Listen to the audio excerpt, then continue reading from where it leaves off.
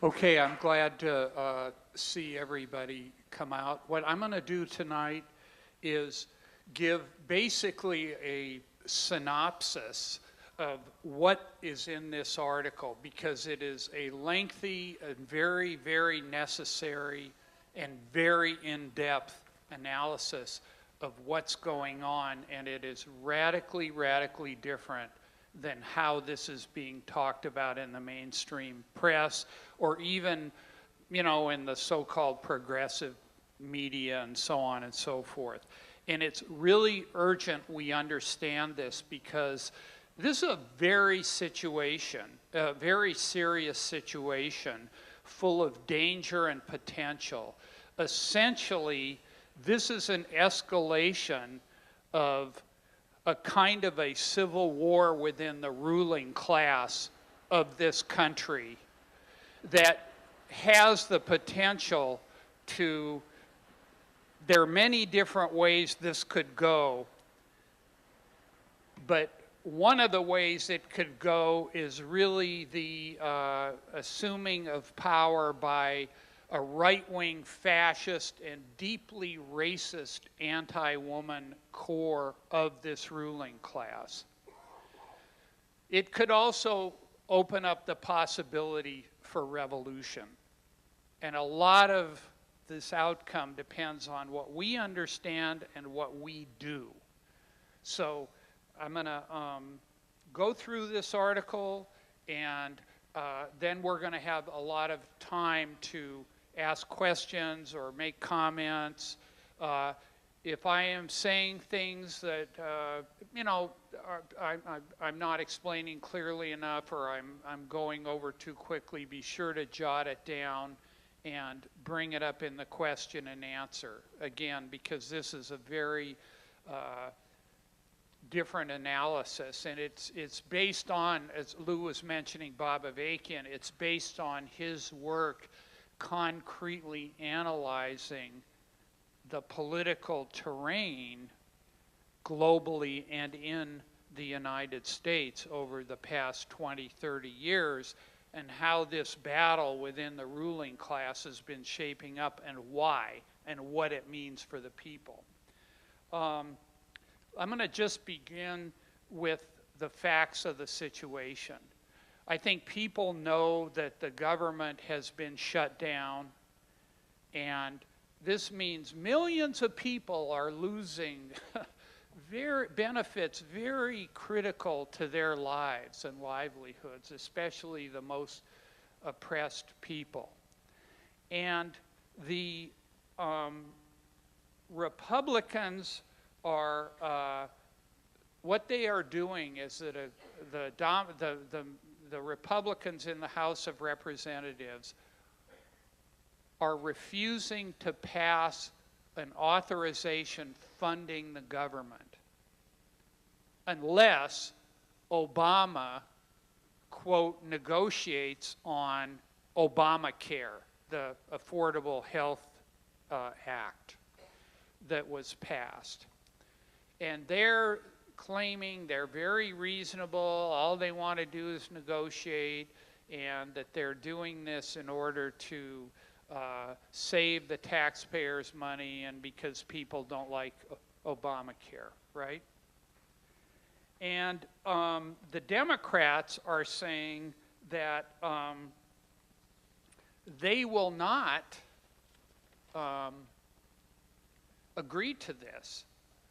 They're saying that Obamacare should not be linked to the funding of the government because it already passed as a bill.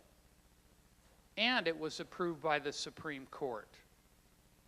So you just need to fund the government before October 17th, right?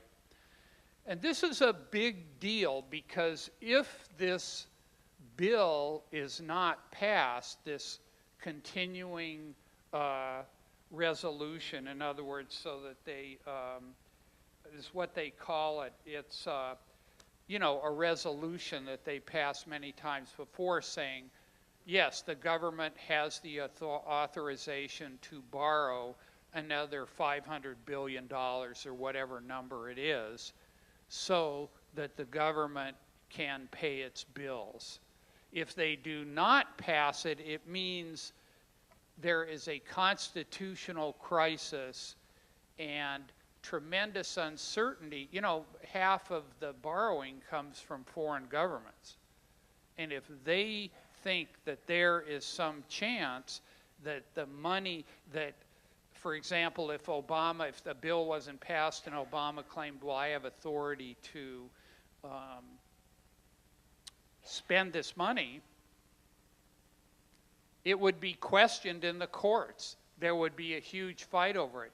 Anybody looking to borrow or lend money to the U.S. may wonder, wait a minute, this could be found unconstitutional. I mean, it will lead to tremendous turmoil, and part of what the United States relies on as the world's dominant superpower is the so-called almighty dollar. The dollar is the main currency globally. So this is a huge deal.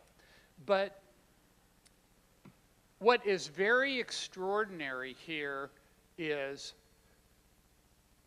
this is essentially what the Republicans are doing is akin, it's extra legal.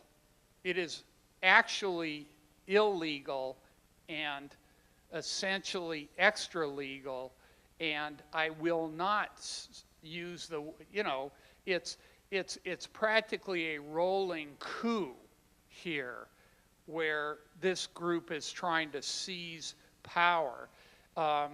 And I mean, if you think about it, and this is what they are talking about when these, especially the Democrats, say things like they are threatening our democracy.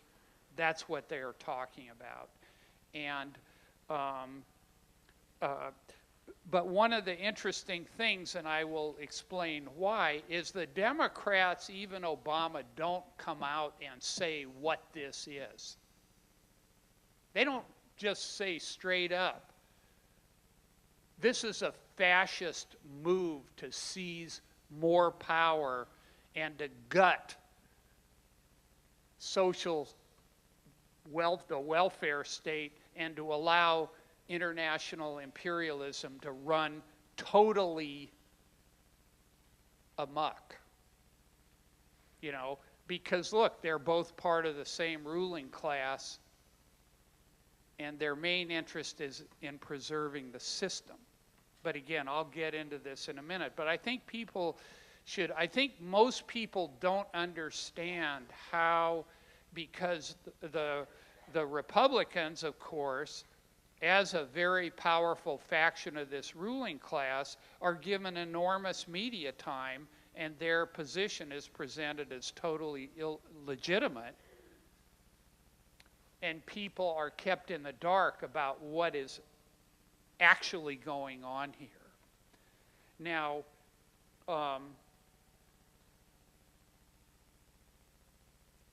today, I don't know if people followed the news, but the Republicans submitted a resolution saying we will agree to the continuing resolution to fund the government. But in return, we demand a discussion of, I can't remember exactly how they put it, but it was basically a conversation about, you know, the budget deficit. In other words, the Affordable Care Act and Medicare, Social Security, the whole social safety net is really what they're mainly talking about. And it's unclear if this particular proposal, you could wake up and read the newspaper tomorrow morning and they could say, well, it's been resolved for now.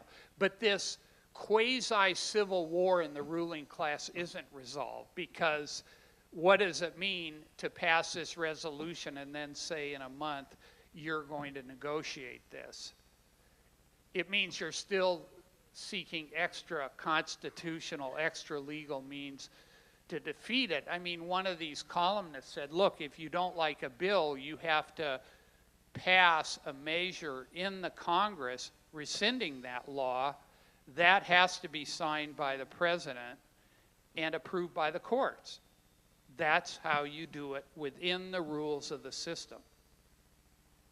And as you'll see, I'm not an advocate of this system whatsoever. I think, and I'm going to get into why both the Democrats and the Republicans are equally bad and part of a global system of oppression. But even according to their rules, this is unconstitutional. And the reason that this is significant is that these battles in the ruling class can get out of their control. It's not there yet. They're fighting it out while they're trying to, maintain some, prevent the whole thing from spinning out of control. But they're possible, and historically and scientifically, a component of a revolutionary crisis is sharp infighting within the ruling class. This is something Bob Avakian gets into on disc 3 of this film. Very worth watching. So let's look at some of the deeper roots of this. First of all, ostensibly this is a fight over Obamacare, the Affordable Health Care Act. And just to start with the big picture, it is a crime that health is a capitalist commodity in this society. If you don't have money, you don't, you don't get treated by a doctor.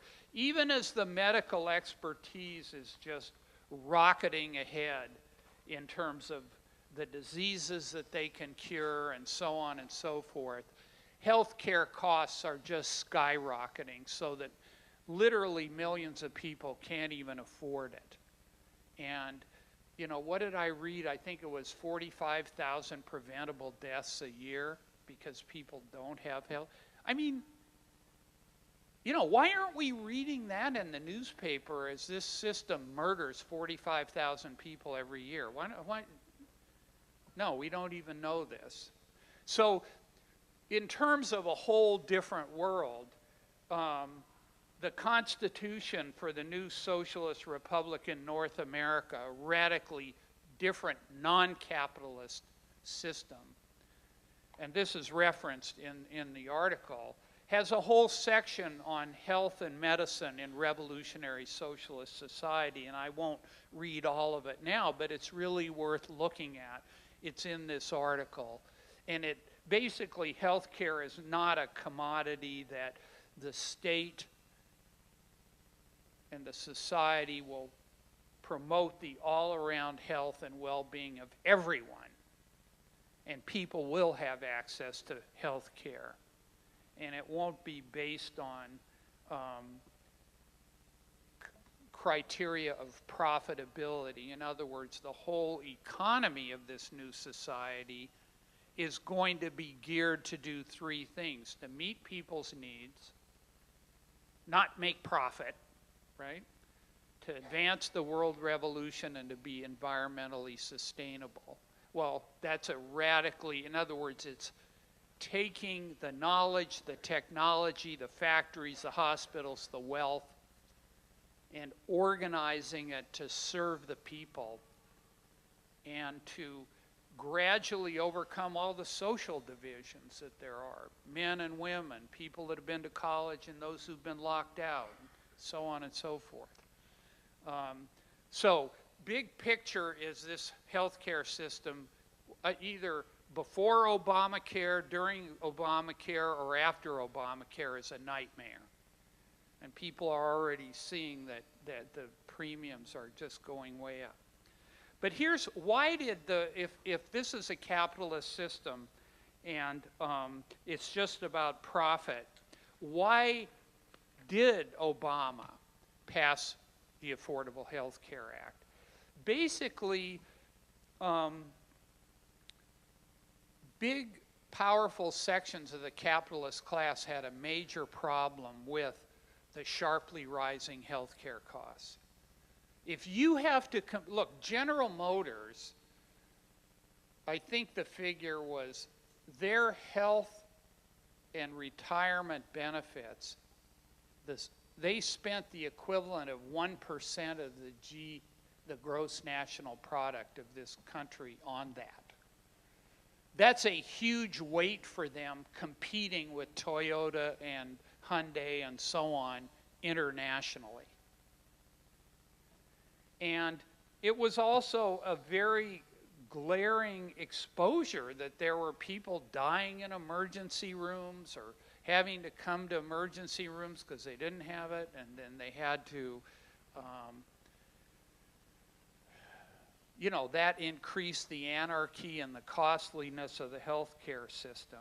And it was a political exposure to millions of people. So the point of Obamacare was really to try to somewhat contain the costs of health care for a section of the capitalist class to ensure the better functioning of capitalism, and as well as to seek to maintain their legitimacy in the eyes of the people. Oh, the government, they're trying to do something. Healthcare's a problem, but gee, at least they're trying to do it, and Obama's doing it because he cares. No, that's not why he's doing it. He's trying to preserve and act in the interests of a system.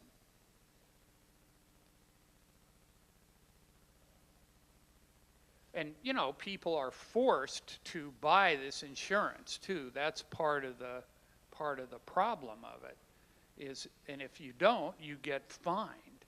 You know, so it's a very cobbled together system that preserves the profitability of it increases the profitability of those capitalists that have been, or theoretically it does, we'll see how it works out, but increases the profitability of those who've been hit by this and maintains the profitability of the drug companies, of the hospitals, the pharmaceuticals, which, by the way, is one of the most profitable sectors of the capitalist system. So it's a reshifting, but within the framework of capitalism.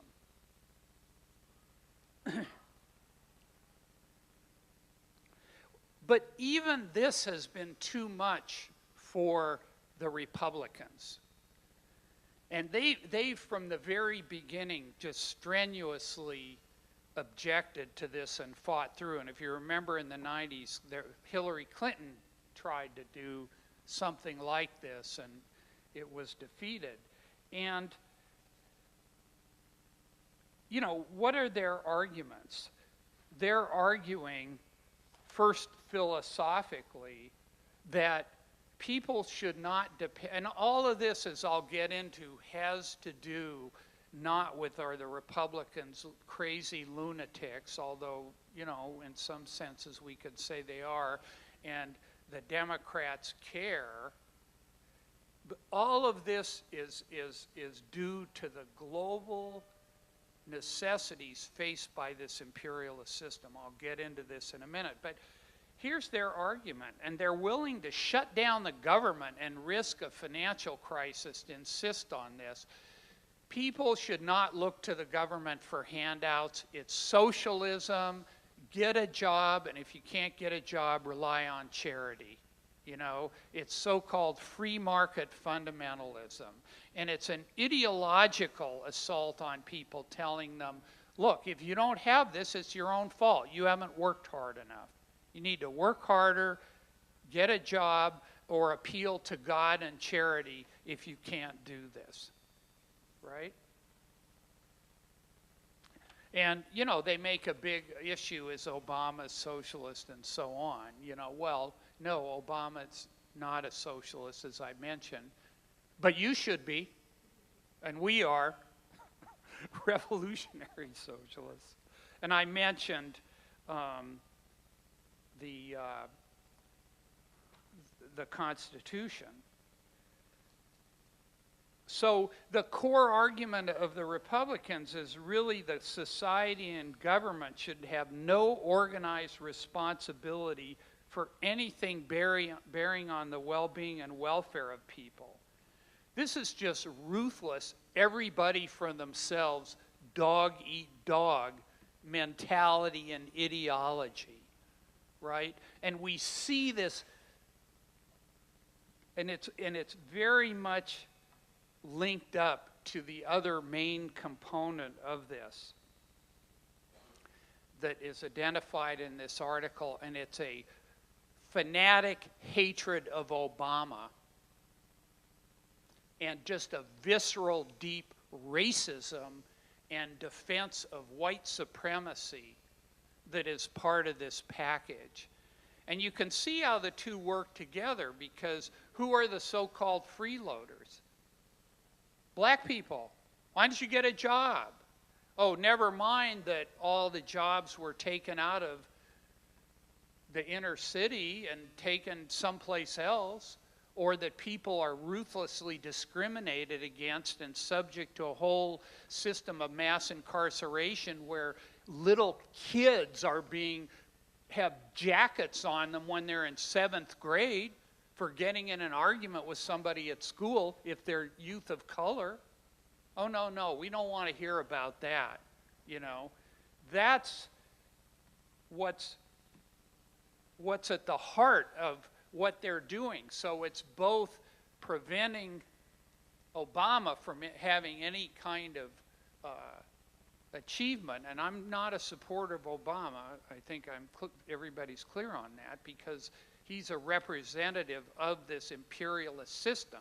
That's what he is doing, you know. But he's also an African American. He's black, and so so there's he's become a lightning rod for these forces whose overall agenda is maintaining and strengthening naked white supremacy.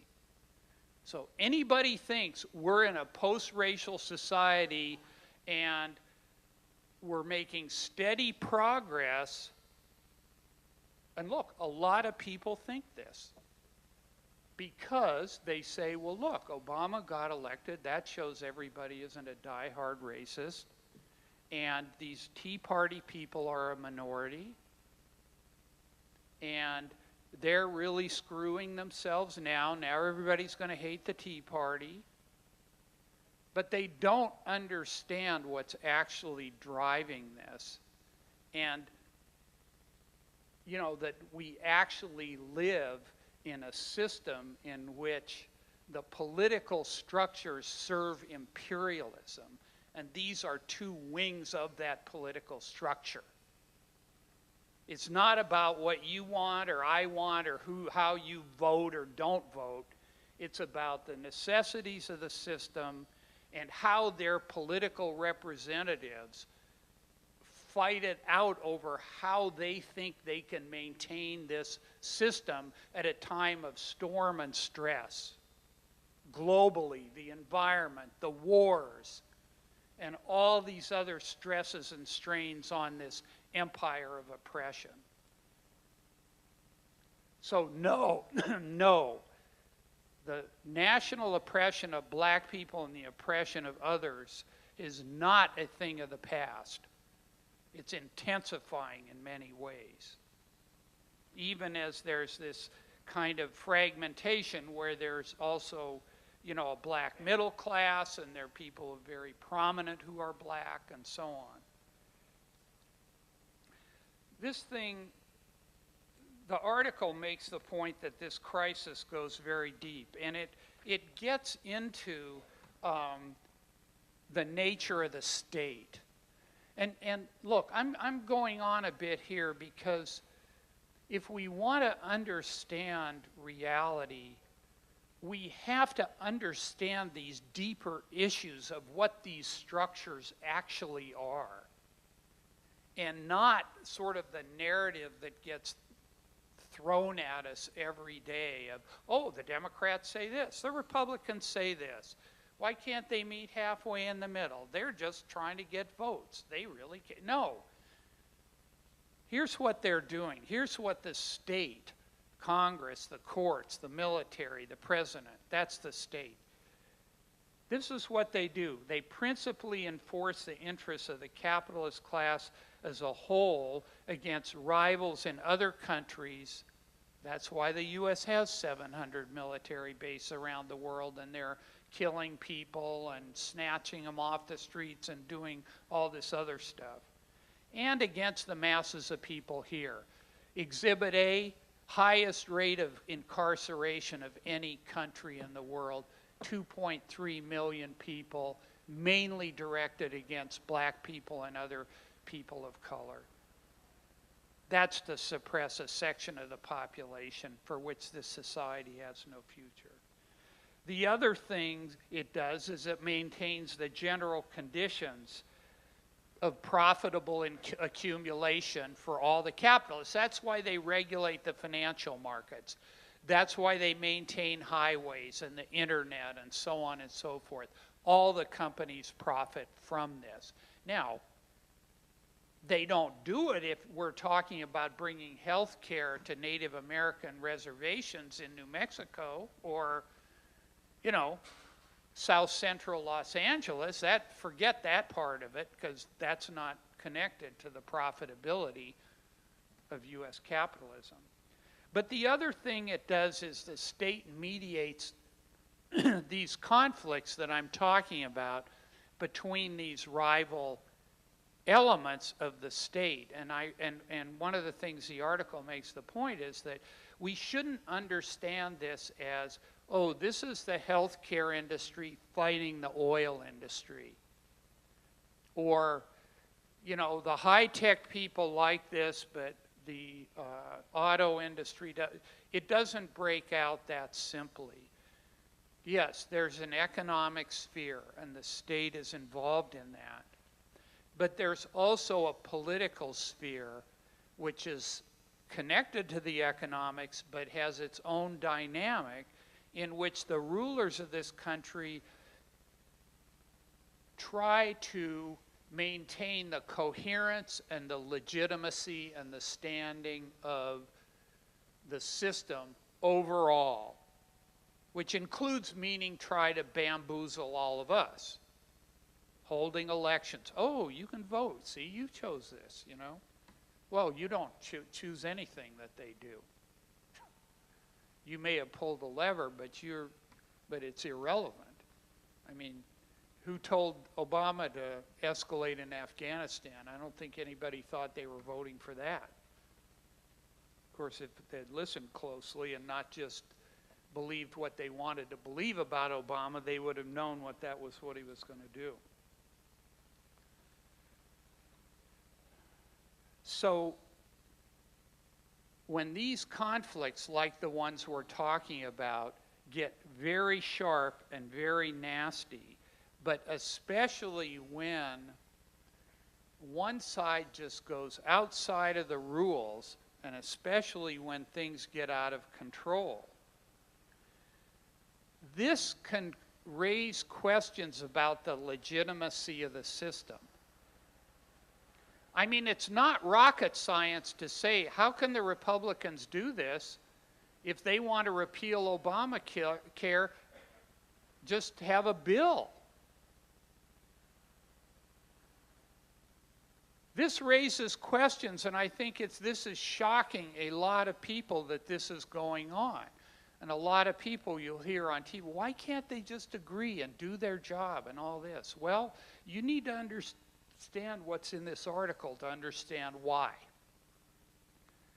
But once this happens, people sort of have this awe of the government. Maybe they don't like everything, but they think, oh, these people are way up above my station, and they really know a lot more, and they always manage to work things out, and it's been this way forever. It'll never change.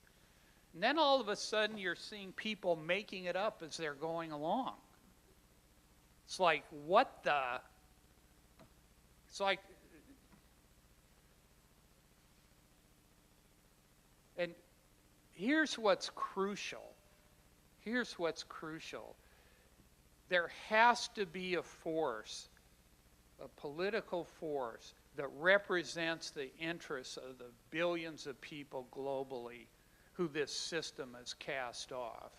and the interests of the other enlightened people, even people of wealth, whatever, who don't want the world to be as it is. A force has to come forward and gain in strength that shows why neither of these sides of the ruling class are legitimate.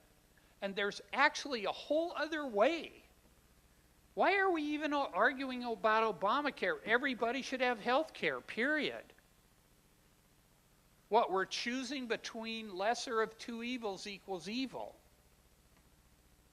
Why do we have to have that choice? But until that force emerges, and that force is in this society, it's represented by Bob Avakian and the Revolutionary Communist Party and all the program for a different society and this film, Basics, the whole very profound all-around understanding that's been developed of how the society works, how we can change it, including a strategy for revolution, and what a radically different and much better alternative, a viable alternative, not some sort of a utopia or fantasy land, a viable alternative could be brought into being. If that pole is planted in society, millions can change their thinking. That's what Lou was talking about getting BA way out there. Okay. And this is something else that's gone into in the film, is how the rulers, you know, everybody assumes they have everything under control, you know. Oh yeah, they must have wanted it to come out this way. No. No. They're facing a world of contradictions,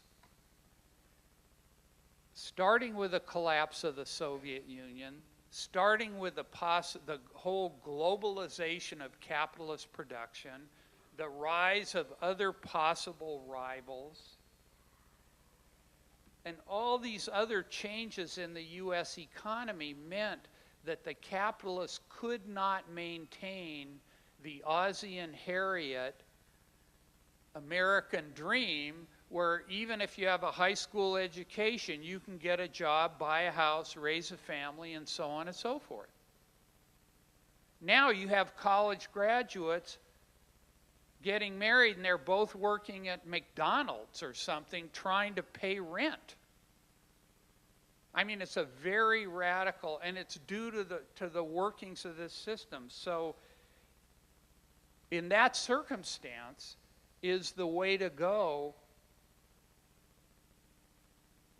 to promise inclusivity as the Democrats do? Democrats will argue we need to do this, or we'll lose our hold on the people. There has to be some hope that there'll be a social safety net of some sort and some kind of multicultural welcoming on some level, even as, of course, the incarceration rates skyrocket. And the Republicans will argue in opposition, no, you can't do that. You can't make those promises. If you make those promises and they're frustrated, I mean, they don't see, this is what they don't say openly, but this is the argument.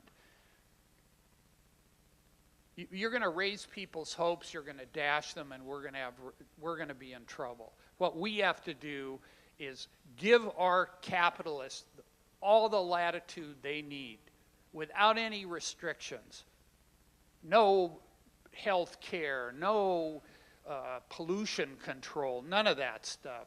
So they can go out and ruthlessly compete globally, and we can maintain our dominant position. And so we can reinforce the hardcore supporters of this system, white patriarchs, and people living in generally rural or suburban areas. The hardcore who has been the sort of the core social base of this horrible system. And look, why do you think they're allowing all these white people in rural and suburban areas to accumulate vast arsenals of automatic weapons.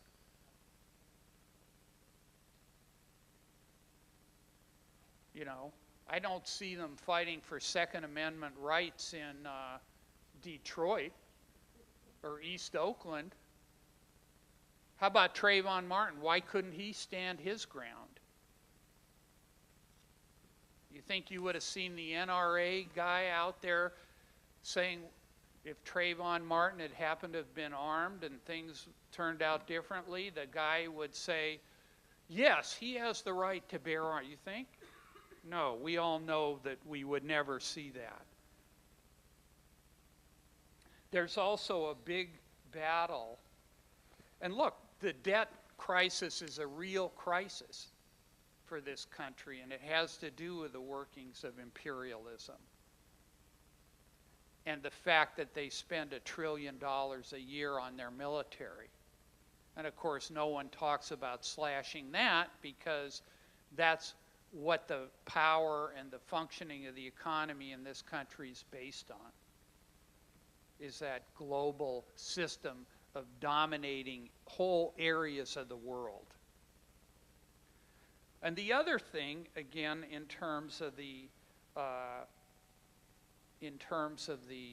this fight within the ruling class, is the role of women. They had a big problem with the 1960s because still creates huge problems for them, because the cultural consensus and the ideological and political consensus got fractured then. Black people, Latinos, women were asserting their rights. Millions of students came to oppose, including white students, came to oppose the empire. And one of the ongoing contradictions they've been trying to deal with is the treatment of women, which is now concentrated from the right on this assault on women's right to abortion, a very fundamental right without which women have no fundamental rights. And a violent reassertion of patriarchy. And there are people here who were on this freedom ride and can talk about what they saw in some of these places when they went up against the extreme right wing. So this is why, we label the Republicans, the core of the Republican Party, a fascist force, which means that the capitalists rule with straight up terror and violence openly. They still rule with violence, but it's more cloaked, at least for many people, not for all people. Resisting any immigration reform. Disenfranchising black and Latino people. What happened this summer? They gutted the Voting Rights Act, one of the key acts of the 1960s. Imposing biblical creationism and denying science, even global warming. So these forces see what's going on now as a rehearsal. Everyone's saying, no, why are they doing this? Oh no, they're shooting themselves in the foot. No, if you listen closely to what's being said, these commentators say, Ted Cruz wants to build his core and expand his core, whether it's 10, 15, 20% of the population, and then attack again from there. That's the point of this. And here's one of the most poisonous things, is the conciliation by the Democrats with this. Because their basic stance is conciliation in service of empire. In other words, look, they're sitting on the same cauldron of contradictions the Republicans are. They have the same overall interests of maintaining capitalist production, capitalist profitability, and the global standing of U.S. imperialism. This is why Obama and the Democrats, they're not talking about war crimes being committed out by the U.S. military in Pakistan. No, these are our heroes. They're equally fulsome in their praise of the military and their funding of it. And they're unleashing it around the world. And they are totally clear. Look, Clinton, remember him? He ended welfare. He was a Democrat. They have unity that the standards of living and the social safety net have to be sharply restructured to meet the needs of this system. Again, the driving dynamics of capitalism, which we can talk about more. Bill Clinton presided over the doubling of the prison population. And Barack Obama said not one word about mass incarceration, and those 2.3 million are still in prison. This hasn't been changed. And when the police, in the case of Sean Bell, murdered black youth, like Obama said, go with the verdict. Trayvon Martin, accept it. Until then people got in the street and he sort of changed his tune. But they are not going to, this is a real battle, but the Democrats, think about this. The Democrats, number one, are not telling you the things I'm saying here, which they probably know much better than we do just how ugly this thing is, right? So they're not arousing the population to what's really going on here and the direction of it. In fact, they treat these fascist, white supremacist woman haters who are promoting ignorance as a legitimate, oh, my friend John Boehner, legitimate part of the ruling class.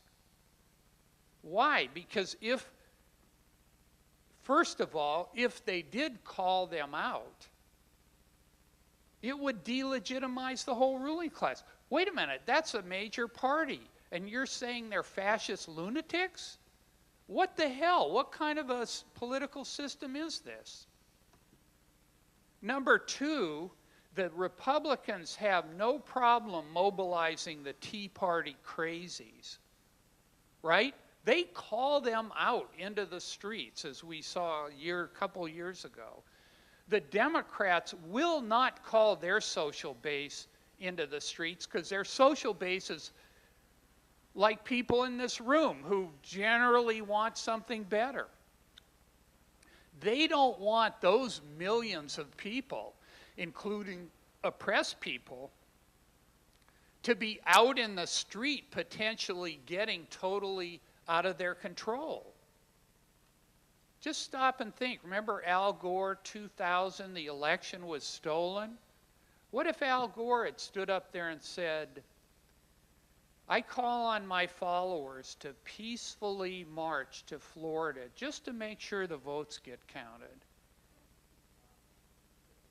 You would have had 3 million people on the highway. I mean, really.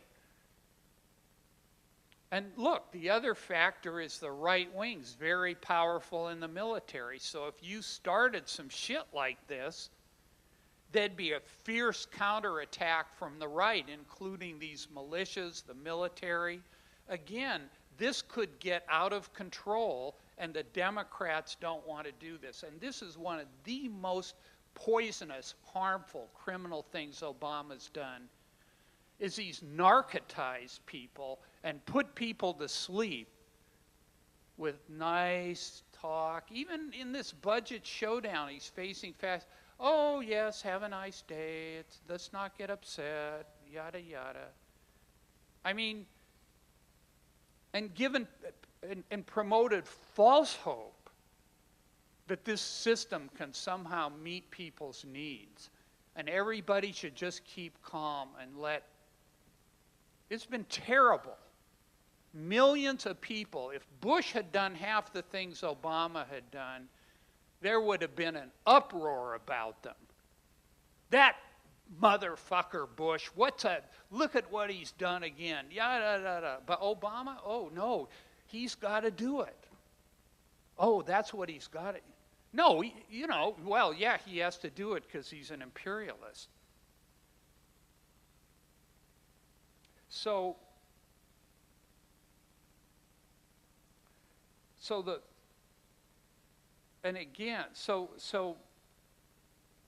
I think the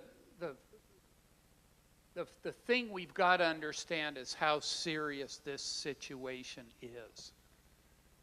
I mean, somebody made the point that if the Republicans gain ground on this, Social Security and Medicare are next. And so is abortion, and so are voting rights, and so are all kinds of other things. And the Democrats are going to keep backpedaling. And it's already happened. The Supreme Court upheld Obamacare except for the provision on the extension of Medicare. So 26 states opted out of this, and I think the number is like 46 million people have been excluded from health care because of this. Well, the Supreme Court is part of this battle within the ruling class. So this is a very serious situation. But we also have to see the possibility the necessity for us to act and the possibility for us to act. And we have a moral and political responsibility to do that and not stay in our comfort zone, but face this stuff.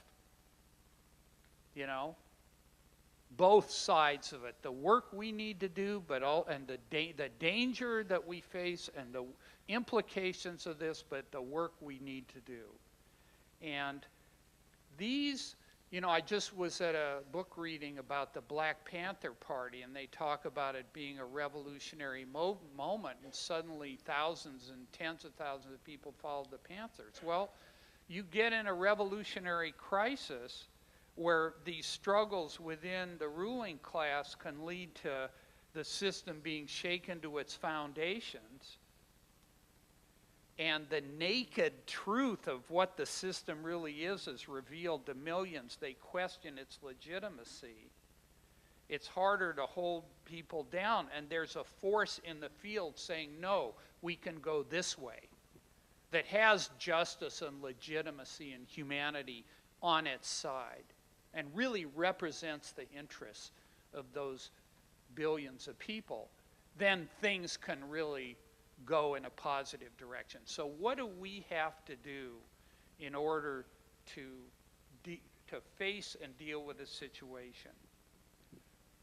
None of us can be spectators, number one, and we don't have to be. First, we need to understand the actual situation and the underlying dynamics of it. Some of the things I'm talking about tonight.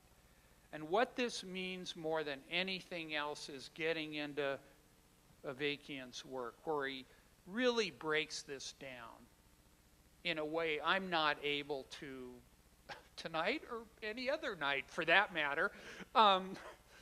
This film, 6.5 hours, chapter by chapter, of why the world's a horror and why the oppressed people can be emancipators, why it doesn't have to be this way, how we could actually make a revolution. These are the kinds of things millions of people have to be wrestling with. And I just heard a story about a UC professor a liberal professor who had thought that we were making too much out of Avakian. It's a cult. It's blah. Why even be that? This person watched an hour of this DVD and said, "Oh, I see what the big deal is here." I'm not saying this person agrees with all of it, but they said, "Oh, this is fact-filled and compelling." So this is something everybody should do, and we should get many people to do. This is the kind of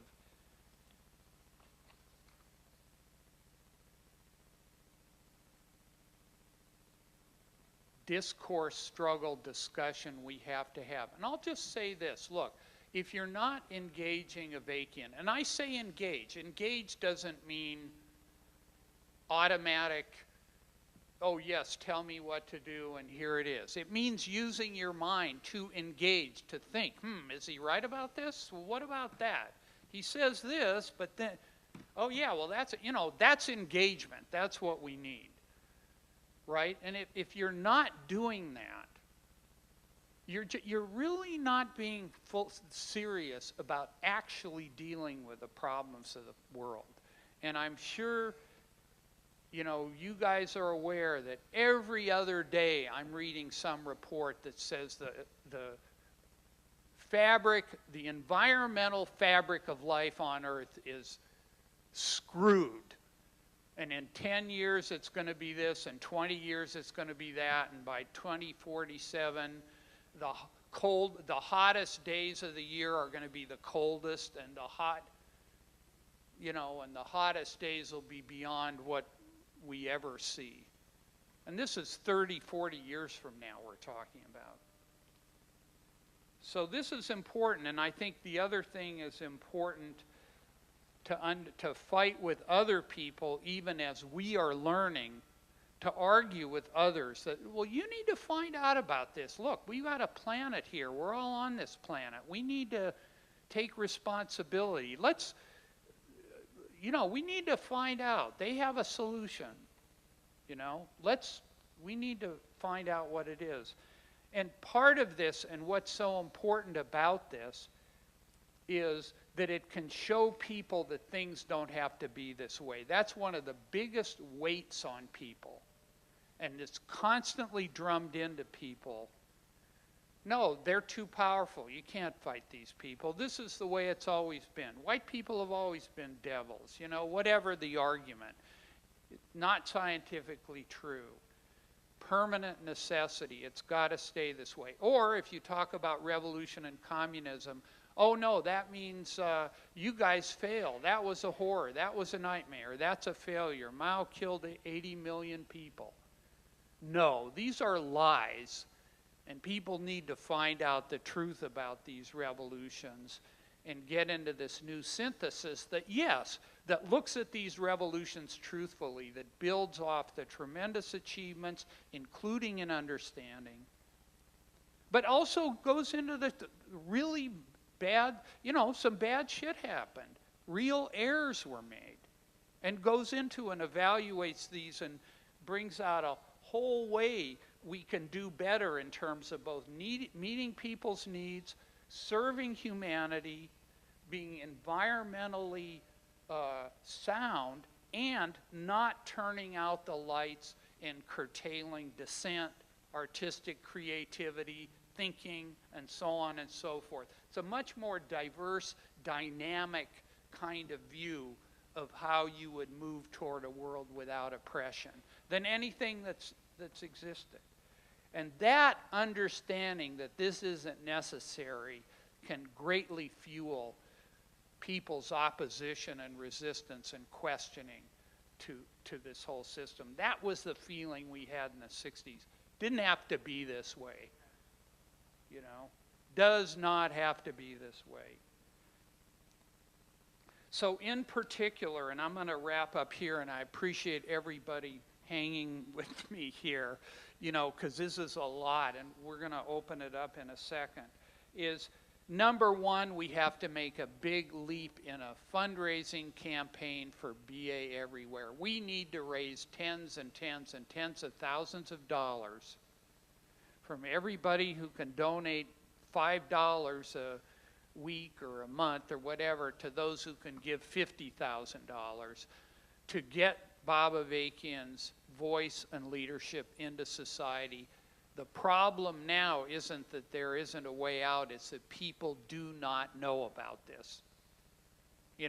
So we need money to get this out. And this is the key thing to changing the atmosphere from a one in which people are just paralyzed or inactive or seemingly not to care, even as people are being deeply affected and deeply concerned by all that we're talking about.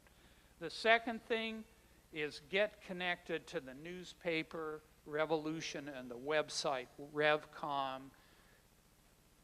where we really get into this new synthesis and to all the events in the world and what's going on. I mean, what I'm telling you tonight is based on an article on this article here on the shutdown that really goes through in depth. And again, people should get the paper and read it and get a regular email subscription or print subscription to Revolution. And follow this, because things are happening. The other thing is, and I think there's some folks here, is get involved in these mass struggles to protect women's rights and defeat patriarchy and to stop mass incarceration. And I know there's going to be a big protest on October 22nd. I'm going to let others here who are doing that tell us about it. This is a national day of protest against police brutality, repression, and the criminalization of a generation. So we got to have, people got to get out in the streets on this. The other thing we need to do is fight for a whole different morality, where we're not just accepting narratives. We're fighting to get to truth. And we're fighting to live our lives based on the morality of ending and getting beyond exploitation of anyone, of anybody, and fighting all forms of oppression, not just, well, that doesn't affect me, or, you know, that's somebody else's problem, or no, we got to deal with our problems at home. Forget those people in Syria or Iraq or Palestine or wherever. And that can make a huge difference if more of us start living in that way. Because, look, we know that this society is just so ugly and predatory, and it destroys people, exterior and interior, you know. And there's a real basis for something different to emerge.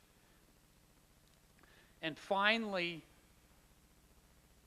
we need to have our eyes open. Look how fast people, we're talking here, we haven't even mentioned the whole Syria thing. Remember, it was a month and a half ago, it was bomb Syria, take it to Congress, no, go to the, you know, zoom, we're, you know, huge events happening very quickly, and now we're into this. So things, events, and contradictions are sharpening up. Events are happening quickly. There's not a predetermined way all this is going to work out. I am not going to predict we're going to have a revolutionary crisis in the next 3 years, nor am I going to say it would be impossible for a crisis to sharpen profoundly in the next 2 months. But to deal with this, the key thing is we need organization, and that is a vanguard revolution without a revolutionary party and leadership. We have that party, we have this leadership, but we've got to strengthen it greatly.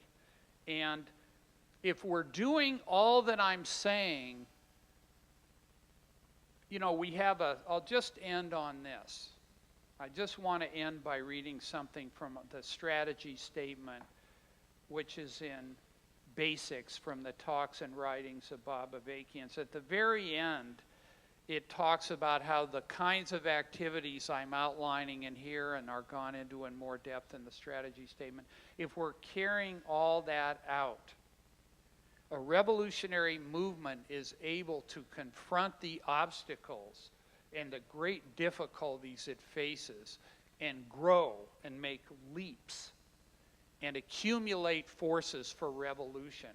So you bring forward thousands and train and orient them in a revolutionary way while you begin to reach and influence millions.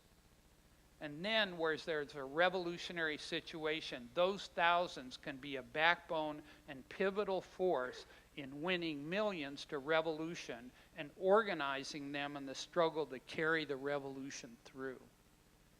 And I'll just end. Can you imagine the global impact if we bring this system down and replace it with something better? We're talking about earth-shaking history, and we have the responsibility and the possibility of doing this. So let's. Thank you.